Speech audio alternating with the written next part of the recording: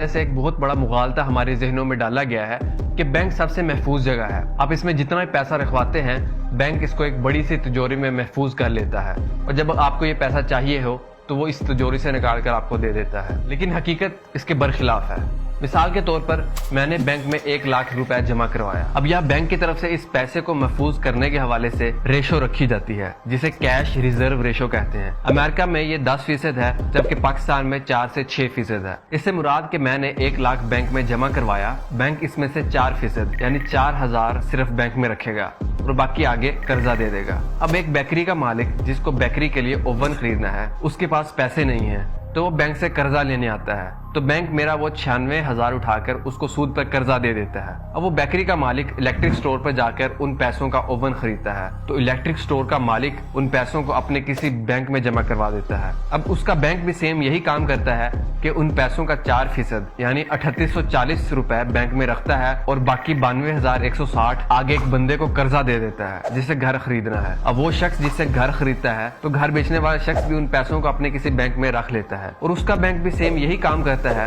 इस तरह ये काम बार बार होता है यहाँ तक कि वो 1 लाख 10 लाख बन जाते हैं। इस तमाम अमल को मनी मल्टीप्लायर इफेक्ट कहते हैं, यानी असल में सिर्फ 1 लाख ही मौजूद है लेकिन अकाउंट्स में ये 10 लाख तक पहुंच गए हैं। कि जैसे मुझे लगता है कि मेरे अकाउंट में 1 लाख है, इसी तरह दूसरे बंदे को लगता है कि उसके अकाउंट में 96,000 है, उधर तीसरे बंदे को लगता है कि उसके अकाउंट में 92,160 है। इसी तरह जितने भी आगे कर्जे दिए हैं उन सब को अगर जमा किया जाए तो उन सब के अकाउंट्स के नंबर्स में तो ये 10 लाख तक पहुंच गए हैं, लेकिन असल में ये सिर्फ 1 लाख ही है। अगर इन तमाम लोगों में से सिर्फ आधे लोग भी बैंक से अपना पैसा निकलवाने आ जाए तो बैंक कोलैप्स कर जाता है। इसको बैंक रन कहते हैं। अब इसी अमल को हिस्टोरिकल बेस पर समझते हैं कि 17वीं सेंचुरी में यूरोप में गोल्ड स्मिथ यानी सुनियारों ने यह काम शुरू किया कि उन्होंने लोगों से कहा कि वो अपना सोना चांदी और कीमती अशिया उनके पास महफूज रखवाएं, तो उसके बदले वो उन्हें एक रसीद बतौर सबूत जारी कर देते कि जब भी कोई अपना सोना लेना चाहे वो रसीद दिखाकर ले सकता है। उस रसीद की वैल्यू उस सोने जितनी मुतय्यन कर दी गई। अब किसी को कर्ज देना होता तो वो ज्वेलर्स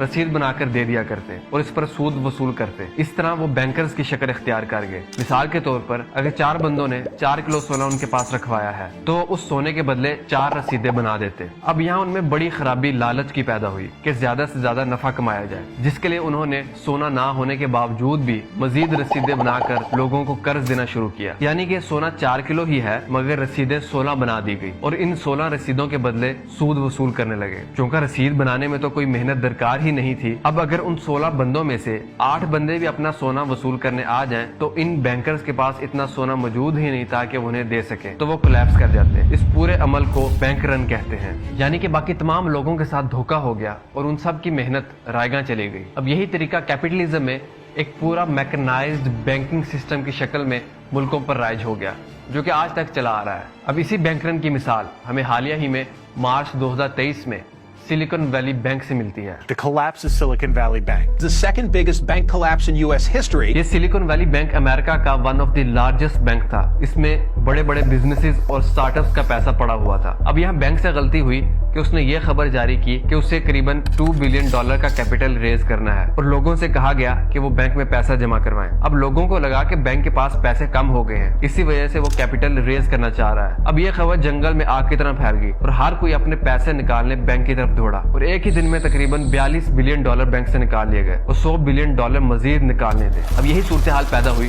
कि जितने पैसे लोगों को उनके अपने अकाउंट्स में नजर आ रहे होते हैं, बैंक के पास उतने पैसे फिजिकल मौजूद नहीं होते, तो इस वजह से बैंक कोलैप्स कर जाता है।